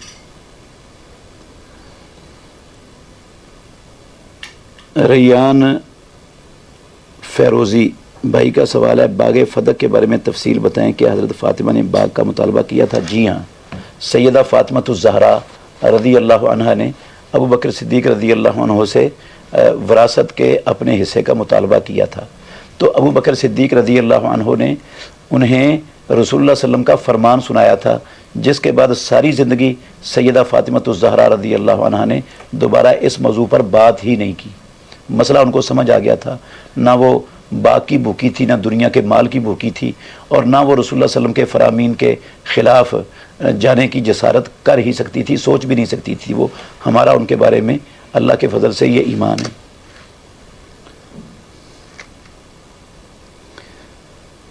شاہد عزیز بھائی کا سوال ہے، جامع ترمذی کی 2325 نمبر حدیث کا آخری حصہ ہے، جس کو اللہ نے مال نہیں دیا وہ لالچ کرتا ہے کہ اللہ مجھے بھی فلاں کی طرح مال دیتا تو میں بھی ویسے ہی عیاش پرستی کرتا جیسے فلاں کرتا ہے، تو دونوں کو گناہ برابر ملے گا، جبکہ دوسری حدیث میں ہے کہ بندہ جب تک گناہ کرے نہ تب تک بندے کا گناہ لکھا نہیں جاتا۔ بھائی جان کچھ گناہ ہیں جس کی عزم مصمم کرنے سے لکھ دیا جاتا ہے گناہ، نہ بھی کرے تو اس نے عزم کر لی ہے تو گناہ اس کا لکھ دیا جائے گا، اور کوشش بھی کرتا رہا ہے لیکن اس کو مل نہیں سکی وہ چیز، تو گناہ اس کا لکھا جائے گا۔ محمد اسبت بھائی کا سوال ہے، اگر بیٹی دیندار ہو، وہ عالمہ کا کورس کرتی ہے اور والد بھی نہیں ہیں، اور باپ حرام رشتہ میں ہے اور غلط کام کرتا ہے، تو آپ یہ بتائیں کہ کسی حد تک باپ کو سمجھایا جا سکتا ہے اور کیسے چلا جائے اس باپ کے ساتھ، اور وہ بچی اس گناہ میں پریشان ہے کہ اس باپ کے گناہ کے بارے میں اس بچی سے پوچھا جائے گا؟ نہیں، بچی سے نہیں پوچھا جائے گا اس کے گناہ کے بارے میں، اگر وہ گناہ کوئی کرتا ہے تو اس کو نصیحت کرتی رہے، سمجھاتی رہے، بس اس کی اتنی ذمہ داری ہے، اچھے طریقے سے اچھے انداز سے سمجھانا نہ چھوڑے اسے۔ ریان فیروزی بھائی کا سوال ہے، انفال نام رکھنا کیسا ہے بچی کا؟ جائز ہے، غنیمتیں اس کا معنی ہے۔ جاوید بٹ بھائی کا سوال ہے، اگر بیوی اور شوہر دونوں پر رات کے وقت غسل فرض ہو جائے تو اگر صبح تک دونوں میں ایک ہی غسل کر ڈالے تو کیا صحیح ہے؟ صبح تک دونوں میں ایک ہی غسل کر ڈالے تو کیا یہ صحیح ہے؟ کیا مطلب؟ سمجھ نہیں آیا یہ سوال مجھے۔ طیبہ نوشی کا سوال ہے، یہ جو خواتین کے پردے کی بات ہے کہ کچھ بڑے بڑے اچھے علماء ہیں وہ کہتے ہیں کہ عورت کا چہرہ کا پردہ ضروری نہیں ہے۔ جی کہتے ہیں کچھ اچھے علماء، لیکن ان کی بات دلیل کے بغیر ہے، ان کی جو استدلال ہے وہ درست نہیں ہے، نہایت کمزور استدلالات ہیں۔ چہرے کا پردہ فرض ہے۔ صرف ایک حدیث کا تھوڑا سا اشارہ کرتا ہوں، رسول اللہ صلی اللہ علیہ وسلم نے عورت کو پاؤں ایڑی کھولنے کی بھی غیر محرم کے سامنے اجازت نہیں دی۔ تو جو اسلام، سنن ابو داود میں حدیث ہے، آپ نے ایک ہاتھ کپڑا لٹکانے کا حکم دیا تاکہ چلتے ہوئے بھی اس کی ایڑی پر غیر محرم کی نظر نہ پڑے۔ تو جو اسلام ایڑی کھولنے کی اجازت نہیں دیتا غیر محرم کے سامنے، وہ چہرہ کھولنے کی اجازت کیسے دے دے گا؟ ابو عمر محمد جاوید بھائی کا سوال ہے، کیا بچے کو قرآن اس ڈر سے حفظ نہیں کروانا چاہیے کہ بھول جائے گا تو گناہ گار ہوگا؟ ایسی کوئی روایت صحیح سند سے ثابت نہیں ہے کہ جو شخص قرآن یاد کر کے بھول جائے وہ گناہ گار ہوتا ہے، اس کو یہ سزا ملے گی اور یہ عذاب ملے گا۔ ایسی کوئی چیز پایا ثبوت کو حدیث کے ذخیرے میں پہنچنے والی موجود نہیں ہے۔ تو اگر کوشش کرتا رہتا ہے اور پھر بھی بھول جاتا ہے تو گناہ گار نہیں ہے، وہ اس کو پڑھنا نہیں چھوڑنا چاہیے۔ ابو عبد الوہاب بھائی کا سوال ہے، جب شیطان سے علم لے سکتے ہیں تو بدعتی سے کیوں نہیں لے سکتے؟ بھئی ہر سے علم لے سکتے ہیں، لیکن اس کا وہ علم لیں گے جو کتاب و سنت کے مطابق ہے۔ بدعتی کا ایسا علم جو کتاب و سنت سے منافی ہے یا بدعت کو پھیلانے والا، فروغ دینے والا ہے، وہ علم نہیں بدعتی سے لیا جا سکتا۔ ابو مغیرہ عبد المنان بھائی کا سوال ہے، اگر کسی کی زکوٰۃ 4 لاکھ بنتی ہو اور اکٹھے 4 لاکھ دینا مشکل ہے تو ماہانہ تھوڑا تھوڑا ادا کر سکتے ہیں؟ جی کر سکتے ہیں، جتنی جلدی کر دیں اتنا بہتر ہے، کیونکہ زندگی کا پتہ نہیں ہوتا کب ختم ہو جائے، اور بعد والے پتہ نہیں ادا بھی کرتے ہیں یا نہیں کرتے۔ بہرحال زکوٰۃ ادا ہو جائے گی انشاءاللہ، تھوڑی تھوڑی کر کے بھی ہو جائے گی۔ عبد الباسط مغل بھائی کا سوال ہے، کیا یشفا زینب نام رکھا جا سکتا ہے؟ جی رکھا جا سکتا ہے۔ یشفا وہ سفارش کرتا ہے، یشفع شفہن، پتہ نہیں اس کا معنی پتہ نہیں کیا ہے، شفہ ایک عین کے ساتھ ہوتا ہے، یشفع وہ سفارش کرتا ہے، اس کا معنی بنتا ہے۔ یہ یشفع ہا کے ساتھ لکھا ہوا ہے، اس کا معنی مجھے نہیں معلوم کیا ہے۔ بلال شاہین بھائی کا سوال ہے، جو خطبہ جمعہ کے دوران آئے تو کیا اس کو جمعہ کا مکمل اجر ملے گا؟ جمعے کی نماز ہو جائے گی، باقی جو جمعے والے دن اسپیشل اجر ہے اس میں سے کچھ بھی نہیں ملتا، ایک ذرہ بھی نہیں ملتا ان اجروں میں سے۔ ولی الرحمان بھائی کا سوال ہے، میں نے حفظ کیا ہے اور میں ابھی دنیاوی تعلیم حاصل کر رہا ہوں، وہ مجھ سے نہیں ہوتی، کوئی وظیفہ بتا دیں۔ بتا دیا پہلے میں نے آپ کے سوال کا جواب۔ تنویر حسین سلفی بھائی کا سوال ہے، کیا تہجد کی نماز میں اکیلا آدمی سورہ فاتحہ کے علاوہ اونچی آواز سے قرات کر سکتا ہے؟ جی کر سکتا ہے، سورہ فاتحہ بھی پڑھ سکتے ہیں، اس کے علاوہ بھی پڑھ سکتے ہیں۔ بلند آواز سے قرات کرنے میں کوئی حرج نہیں ہے، لیکن شرط یہ ہے کہ وہ دائیں بائیں والے لوگوں کو ڈسٹرب نہ کر رہا ہو، ان کی نماز خراب نہ ہو رہی ہو۔ اکیلا ہو تو پھر ٹھیک ہے۔ نعمان عوان بھائی کا سوال ہے،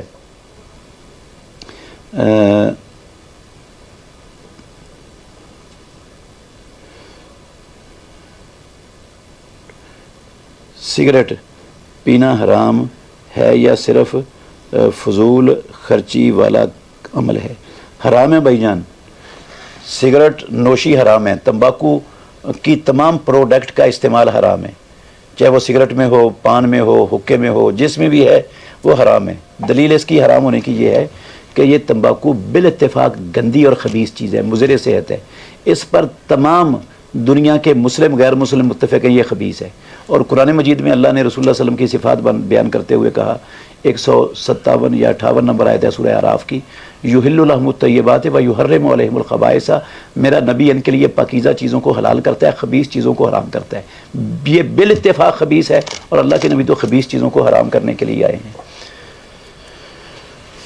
یاسر بھائی کا سوال ہے، ڈاکٹر ذاکر نائک توحید کھل کے نہیں بتاتے جیسا ان کو سوال کیا گیا تھا، کیا یہ لوگوں نے پیر اور بابا کو رب نہیں بنایا؟ بھائی جان میرے علم کے مطابق تو وہ بیان کرتے ہیں توحید، باقی شاید آپ کو سمجھ نہ آئی ہو ان کی بات، توحید کھل کر بیان کرتے ہیں وہ۔ اشرف خان بھائی کا سوال ہے، کیا آن لائن کام کرنا جائز ہے جیسا کہ امیزون پلیٹ فارم، والمارٹ یا ای اے پلیٹ فارم؟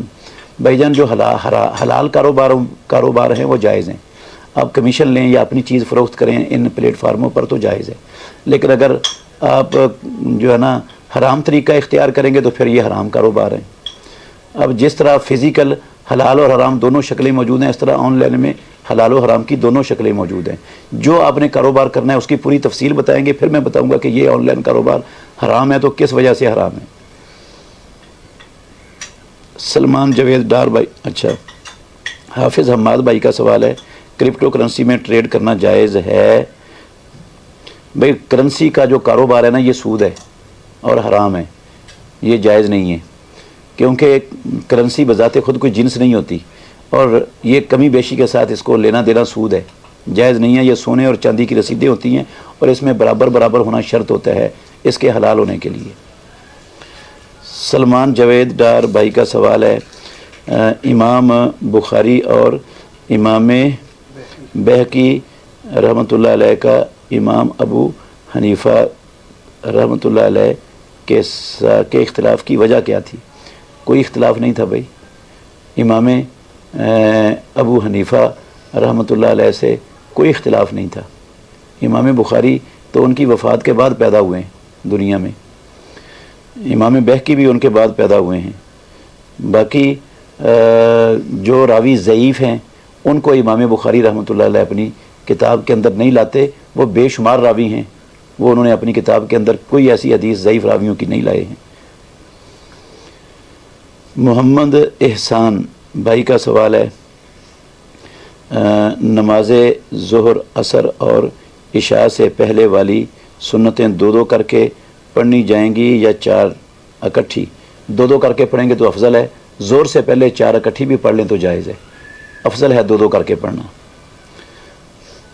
عثمان عابد بھائی کا سوال ہے، حافظ کے قرآن بھول جانے کی کیا سزا کیا ہے؟ بھائی جان کوئی بھی صحیح حدیث اس کی سزا کے متعلق پایہ ثبوت کو نہیں پہنچتی، کچھ بھی ثابت نہیں ہے رسول اللہ صلی اللہ علیہ وسلم سے۔ خالد ججا بھائی کا سوال ہے، جس مسجد میں 5 وقت با جماعت نماز نہ ہو وہاں جمعہ کی نماز ہو سکتی ہے؟ ہو سکتی ہے، جمعہ کی نماز کے لیے وہاں پر 5 وقت کی با جماعت نماز ہونا شرط نہ قرآن میں بیان ہوئی ہے، نہ پیارے پیغمبر کی حدیث میں ہے، نہ صحابہ کی زندگیوں میں ہے۔ حافظ علی حسن حسینی بھائی کا سوال ہے، بیوہ عورت عدت میں ہے، کیا وہ کسی مجبوری کے تحت گھر کے علاوہ کہیں رک سکتی ہے کچھ دن اپنے بیٹے کے ساتھ؟ نہیں بھائی، مجبوری وہ ہوتی ہے جس کے بغیر چارہ نہ ہو، بیمار ہو گئی ہے، ہسپتال جانا پڑ گیا ہے تو وہ اس کے لیے جا سکتی ہے، یا گلی محلے میں کوئی سبزی لینے کے لیے جانا پڑتا ہے، یا کوئی اور گھر کی ضرورت لینے کے لیے جانا پڑتا ہے چیز، اور کوئی بھی نہیں ہے گھر میں تو اس حد تک جا سکتی ہے، باقی کسی جگہ پر رہنا کوئی مجبوری نہیں ہے۔ حافظ علی حسن حسینی، اچھا یہ تو بتا دیے۔ عمیر اقبال بھائی کا سوال ہے، کریڈٹ کارڈ کے بارے میں بتا دیں صحیح ہے یا نہیں؟ بالکل بھی صحیح نہیں ہے، میں نے بتایا کہ بینکوں کے ساتھ ٹرانزیکشن کی حد کے علاوہ کسی طرح کی بھی ڈیلنگ وہ سودی کاروبار میں تعاون ہے، اور سودی کاروبار میں تعاون اتنا ہی بڑا گناہ ہے جتنا سود لینے اور دینے میں گناہ ہے۔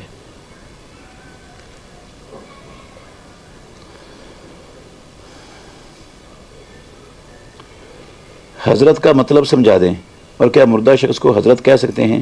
حضرت ہماری اردو زبان میں، اشرف علی بھائی کا سوال ہے، حضرت ہماری اردو زبان میں ادب اور احترام کے لیے بولا جاتا ہے، لفظ کسی کو بھی کہا جا سکتا ہے، حضرت کا معنی حاضر ناظر ہونا نہیں ہے۔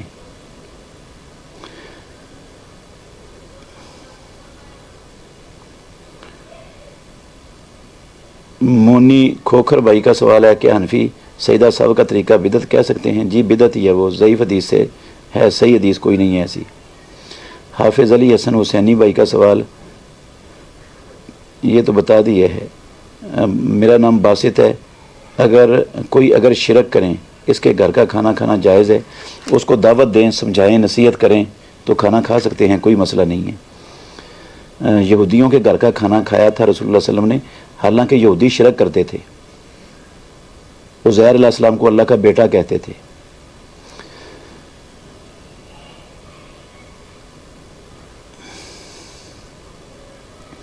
محسن بٹی میرا نام ہے، سوال ہے میں نے اکثر دیکھا ہے کہ جب ہم امام کے پیچھے نماز پڑھتے ہیں تو کسی بھی نماز میں آخری رکعت جب خود پڑھنے کے لیے اٹھتے ہیں تو رفع الیدین کرتے ہیں، اس کے لیے کیا حکم ہے جبکہ اللہ کے نبی نے 2 رکعت اٹھنے کے بعد رفع الیدین کیا ہے؟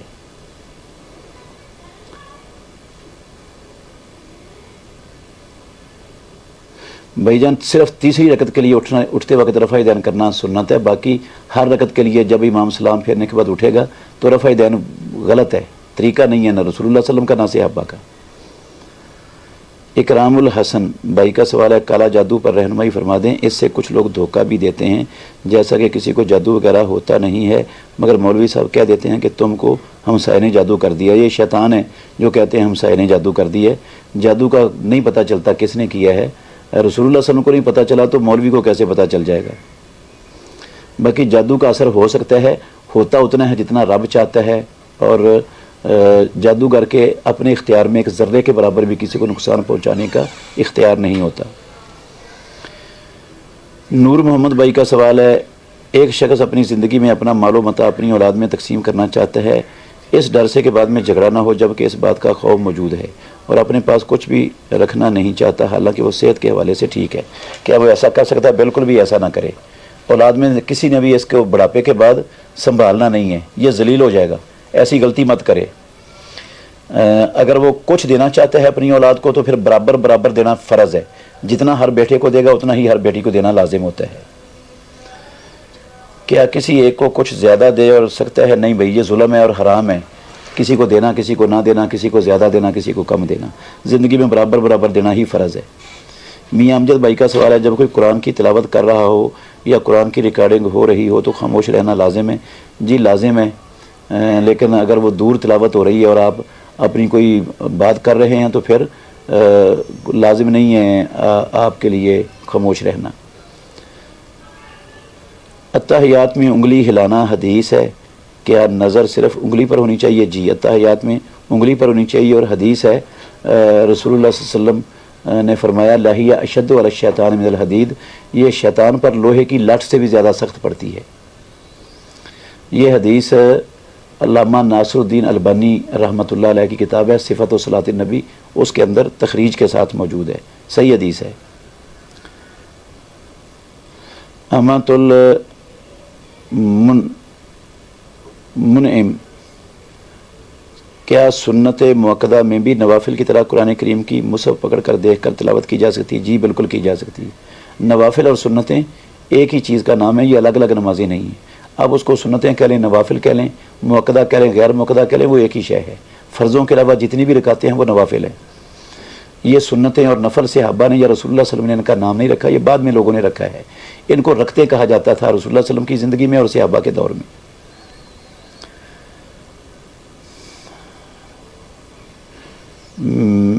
مہرواش خان کا سوال ہے ایک خاتون نے اسلام قبول کیا ہے اور وہ ہجرت کر کے مسلم ملک میں آئی ہیں، اب عمرہ کرنا چاہتی ہیں، کیا خواتین کے گروپ کے ساتھ سفر کر سکتی ہیں کیونکہ ان کا محرم کوئی نہیں ہے؟ بھئی وہ اپنی شادی کریں اور پھر محرم کو ساتھ لے کر، خامد کو ساتھ لے کر جائیں، محرم کے بغیر نہیں جانا چاہیے، اور نیکی کا کام کر لیں کوئی۔ میاں عمران بھائی کا سوال ہے کیا فرض نماز میں دوسری رکعت کے تشہد میں اتحیات کے بعد درود شریف پڑھ سکتے ہیں؟ جی بالکل پڑھ سکتے ہیں، پڑھنا چاہیے، دعا بھی پڑھنی چاہیے، درود بھی پڑھنا چاہیے۔ پہلے تشہد اور دوسرے تشہد میں فرق کی کتاب و سنت میں سرے سے کوئی دلیل نہیں ہے۔ صفدر اقبال عمان سے میرا سوال ہے میں اکثر سفر میں رہتا ہوں، میں کتنے دن تک نماز قصر کر سکتا ہوں؟ بھائی جان آپ جب تک چل سو چل رہے ہیں نماز قصر کر سکتے ہیں، اور جب آپ دوران نماز کسی جگہ پر دوران سفر کسی جگہ پر ٹھہر گئے ہیں اور 4 دن سے زیادہ ٹھہرنا چاہتے ہیں تو پہلے دن سے پوری پڑیں گے، پھر قصر نہیں کر سکتے۔ اگر 4 دن سے کم ٹھہرنا چاہتے ہیں تو وہاں قصر ہو سکتی ہے۔ محمد حنان بھائی کا سوال ہے، اگر ایک بندہ فوت ہو گیا ہے اور فوت ہو گیا ہے، اللہ اس کو جنت میں داخلہ عطا کر دیا ہے، اور اب دوسرا بندہ اس سے ملنے کی خواہش کرتا ہے، وہ بھی فوت ہو گیا ہے۔ جی جو بندے جنت میں جاتے ہیں نا، اگر وہ دنیا میں ایک دوسرے کو جانتے تھے تو وہاں ان کا تعارف ہوتا ہے، وہ ملتے ہیں ایک دوسرے کو اور پچھلوں کے بارے میں پوچھتے ہیں۔ سلسلہ صحیحہ کے اندر صحیح حدیث موجود ہے۔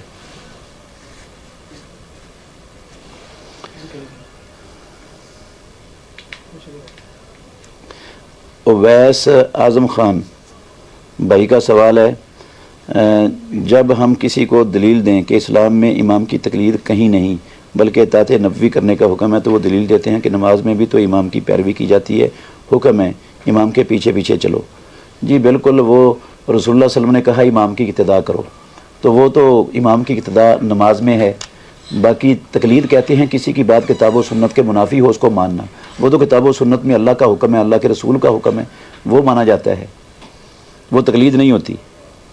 عدیل قادر بھائی کا سوال ہے، اگر ایک شخص نماز پڑھ رہا ہو تو دوسرا شخص بعد میں آ کر اس کے ساتھ فرض نماز کے لیے کھڑا ہو سکتا ہے، اس کا طریقہ کیا ہوگا؟ جی وہ آ کر اس کی دائیں طرف کھڑا ہو جائے تو نماز جماعت ہو جائے گی دونوں کی۔ ابو ابراہیم بھائی کا سوال ہے، سنتیں 2 کر کے پڑھیں یا 4 اکٹھی افضل ہے؟ 2 کر کے پڑھنا افضل ہے، زور سے پہلے والی 4 اکٹھی بھی پڑھ لیں تو جائز ہے۔ کامل خان بھائی کا سوال ہے، مسجد کے بیسمنٹ میں اسٹوڈنٹ آن لائن پڑھاتے ہیں اور جماعت کے ساتھ نماز نہیں پڑھتے، اس کا کیا حکم ہے؟ غلط ہے ان کا یہ عمل، وہ ان کو جماعت مسجد کی جگہ استعمال کرنے کی اجازت دینا جائز نہیں ہے۔ وہ مسلمان برادری کے فرد ہی نہیں ہیں جو نماز نہیں پڑھتے، تو وہ مسجد کو کیوں استعمال کرتے ہیں؟ وہ محمد آصف بھائی کا سوال ہے، میں سرکاری ملازم ہوں، دوران ملازمت ہماری تنخواہ سے معمولی کٹوتی ہوتی ہے، اگر ملازم کی دوران سروس موت ہو جائے تو اس کے گھر والوں کو 9 لاکھ روپے مل جاتے ہیں، اور اگر بندہ ریٹائر ہو جائے تو پھر کوئی روپیہ نہیں ملتا، یہ گورنمنٹ خود ہی کرتی ہے، کیا یہ ٹھیک ہے؟ کوئی حرج نہیں ہے، ٹھیک ہے۔ حبیب اللہ بھائی کا سوال ہے، سر کا مسح کرنا کیسے کرنا چاہیے؟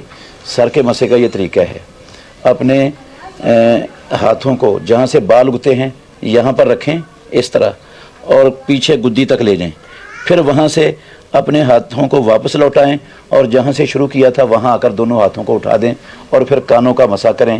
کانوں کے مسح کے لیے کانوں کے سوراخوں میں اپنی دونوں انگلیاں ڈالیں اور مکمل طور پر کان کے اندر والے حصے میں گھما دیں، اور انگوٹھوں کے ساتھ اس طرح کان کے پیچھے والے حصے پر گھما دیں، تو یہ سر کا اور کانوں کا مسح کا طریقہ ہے۔ رسول مکرم صلی اللہ علیہ وسلم ایسے ہی کیا کرتے تھے۔ عورت کے چہرے کا پردہ فرض ہے، عورت کو چہرے کا پردہ کرنا غیر محرم سے فرض ہے۔ اللہ نے قرآن مجید میں کہا وَيَحْفَظْنَ كُلِّ الْمُؤْمِنَاتِ يَغْضُضْنَ مِنْ أَبْصَارِهِنَّ وَيَحْفَظْنَ فُرُوجَهُنَّ وَلَا يُبْدِينَ زِينَتَهُنَّ إِلَّا مَا ظَهَرَ مِنْهَا وَلَا يُبْدِينَ زِينَتَهُنَّ إِلَّا لِبُعُولَتِهِنَّ۔ ان خامدوں، باپوں، بھائیوں، ان کے سامنے، بھتیجوں، بھانجوں کے سامنے وہ اپنا زینت ظاہر کر سکتی ہے، باقی کسی کے سامنے نہیں ظاہر کر سکتی، اور ان کے سامنے جو عورت کھول سکتی ہے وہ اس کا چہرہ اور ہاتھ ہے، پاؤں ہیں، باقی جو ہے نا یہ غیر محرم سے سارا جسم چھپانا مسلمان عورت پر لازم ہے۔ جو اسلام عورت کو پاؤں غیر محرم کے سامنے کھولنے کی اجازت نہیں دیتا، وہ چہرہ کھولنے کی اجازت کیسے دے گا؟ یہ بعض علماء کا جو موقف ہے چہرے کے پردے کے فرض نہ ہونے والا، یہ کمزور ہے اور اس کی کوئی پکی دلیل موجود نہیں ہے۔ انور شاہد بھائی کا سوال ہے، کیا ننگے سر مستقل نماز پڑھ سکتے ہیں؟ نماز تو ہو جاتی ہے ننگے سر، لیکن یہ مستقل نماز پڑھنا اور مستقل ننگے سر رہنا یہ کوئی اچھی عادت نہیں ہے۔ رسول اللہ صلی اللہ علیہ وسلم ہمیشہ سر ڈھانپے ہوئے ہوتے تھے، بہت کم آپ کا سر ننگا ہوا ہے۔ احسن خالد بھائی کا سوال ہے، کیا ہم یوٹیوب کی انکم لے سکتے ہیں اگر وہ تلاوت کے بارے میں ہو؟ بھئی اگر اس پر غیر شرعی غیر اسلامی ایڈز چلتی ہیں تو ان غیر شرعی غیر اسلامی ایڈز کی اگر انکم آتی ہے تو وہ جائز نہیں ہے۔ قمر زمان کا سوال ہے، میں نے طلاق یافتہ لڑکی شادی کی ہے، اب میرا دوسری لیکن کنواری لڑکی، کیا پتہ نہیں سوال کیا لکھا ہوا ہے۔ حافظ طاہر بھائی کا سوال ہے، ایسی زمین جس کو پانی آسمانی لگتا ہے اور کھاد وغیرہ کا استعمال کیا جاتا ہے، ایسی زمین کا عشر کیا ہوگا؟ 10واں حصہ دیا جائے گا ایسی زمین سے جو بارانی ہو یا نہری پانی سے سیراب ہوتی ہو۔ محمد الطاف، شیخ محمد الطاف بھائی کا سوال ہے، وراثت سے متعلق ہے، اگر کسی شخص کی صرف 3 بیٹیاں ہوں اور اس شخص کا کوئی بہن یا بھائی نہ ہو اور نہ ہی کوئی بیٹا ہو تو اس کی وراثت کن میں اور کیسے تقسیم ہوگی؟ اگر اس کا بھائی بھی کوئی نہیں ہے، بھتیجا بھی کوئی نہیں ہے اور اس کا چچا بھی کوئی نہیں ہے، چچا تائے کی اولاد بھی کوئی نہیں ہے، تو پھر وہ سارے کی ساری ان تینوں بیٹیوں میں ہی تقسیم ہو جائے گی۔ اور اگر اس مرنے والے کے بھائی ہیں تو بھائیوں کو ملے گی، وہ نہیں ہیں تو بھتیجوں کو ملے گی، وہ نہیں ہیں تو اس کے چچے تایوں کو ملے گی، وہ بھی نہیں ہیں تو ان کی اولادوں کو ملے گی۔ تو اگر کوئی بھی نہیں ہے اس طرف سے تو پھر یہ سارا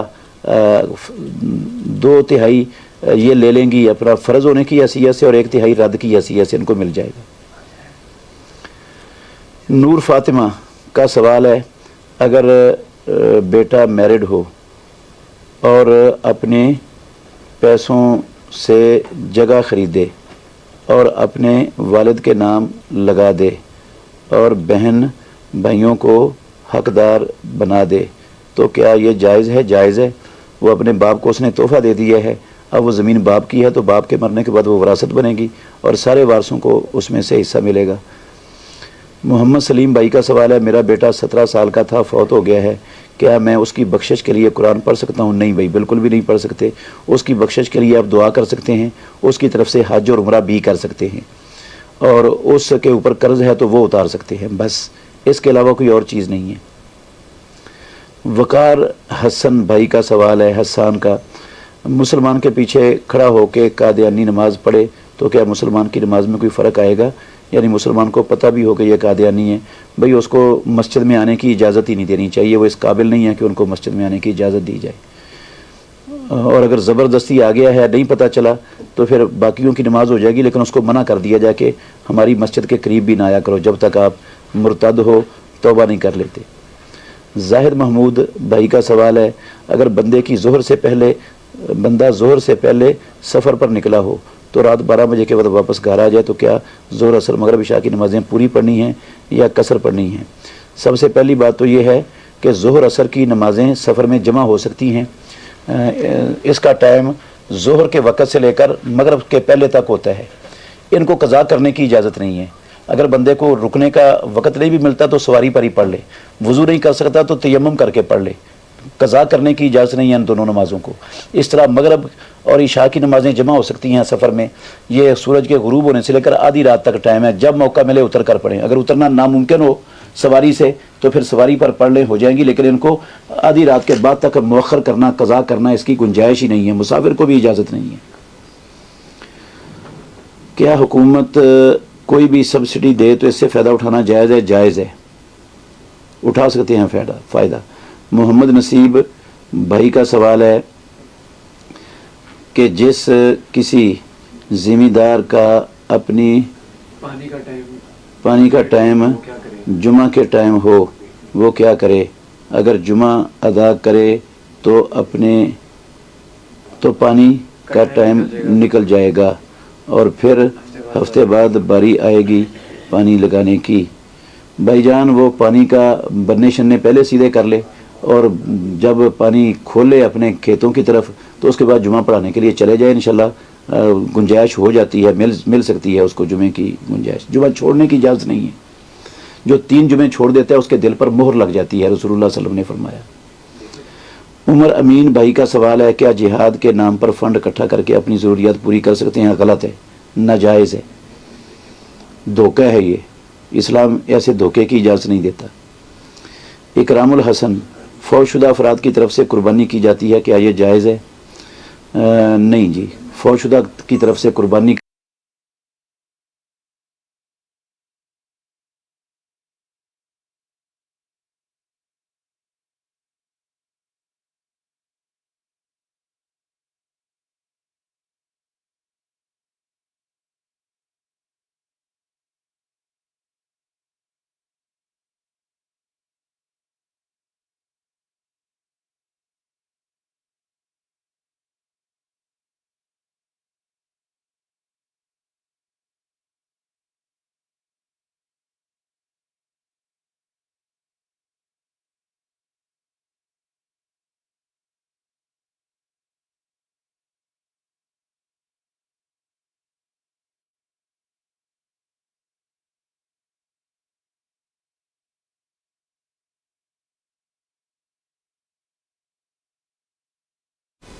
اب انہیں انہوں نے کہا یار تسی اتنے کاروبار کرو تے ہن جدوں اودی رجسٹری ہو گئی ہے وہ چ سفیان نو بھی کہتا تیرا بھی کچھ نہیں اچھا مینوں کہتا ابو دا مینوں گفٹ ہے شروع کرتے ہیں کیا وہ گفٹ ہو گیا جی اتنے دلائل نہ ذرا سر ذرا اکرام الحسن بھائی کا سوال ہے فوت شدہ افراد کی طرف سے قربانی کی جاتی ہے کیا یہ جائز ہے؟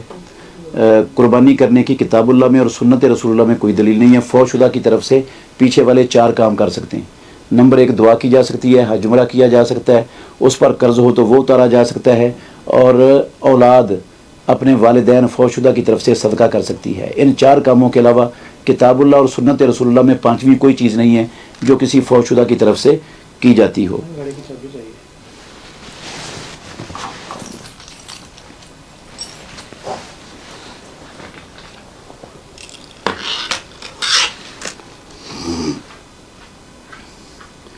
حاجی مقصود صاحب حافظہ اللہ تعالی, ان کا سوال ہے اگر باپ ایک بیٹے کے نام اپنی کوئی جائیداد امانت لگوا دے جبکہ اس کے اور بچے بھی ہوں اور وہ بیٹا اس پر مستقل وارث بن جائے تو کیا وہ اس کا مالک بن جائے گا؟ بالکل بھی نہیں بنے گا.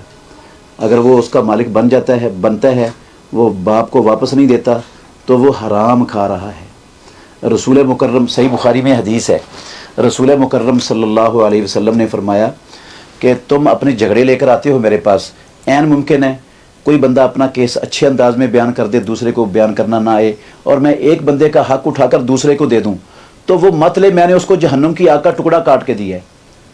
غور کریں, اگر رسول اللہ صلی اللہ علیہ وسلم فیصلہ کر دیں ایک بندے کے حق کا دوسرے کے لیے تو وہ حرام ہوتا ہے.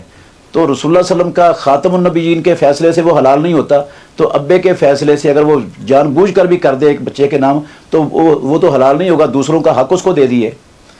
تو زندگی میں والد کے اوپر لازم ہے اگر اس نے تحفہ دینا ہے اپنی اولاد میں سے کسی کو تو سب بچوں اور بچیوں کو برابر دینا فرض ہوتا ہے. تو یہ جو امانت لگوایا تھا اس کو یا دیا تھا اسے کہ اپنے نام کر لو, یہ اس کے لیے رکھنا حلال نہیں ہے. اگر وہ رکھتا ہے نہیں دیتا تو وہ حرام کھائے گا اور اپنی اولاد کو بھی حرام کھلائے گا, اور قیامت کے دن ایک ذرے کا حساب دینا پڑے گا جو کسی کا حق کھایا ہوگا. بے شک وہ نام اس کے لگی ہوئی ہے, فرد اس کے نام کی بنی ہوئی ہے, تحصیل میں اس کا نام بولتا ہے, پھر بھی وہ اس کے لیے حلال نہیں ہے, حرام ہے وہ. اور حرام کھانے والے کی اللہ رب العالمین کبھی بھی دعا قبول نہیں کرتا.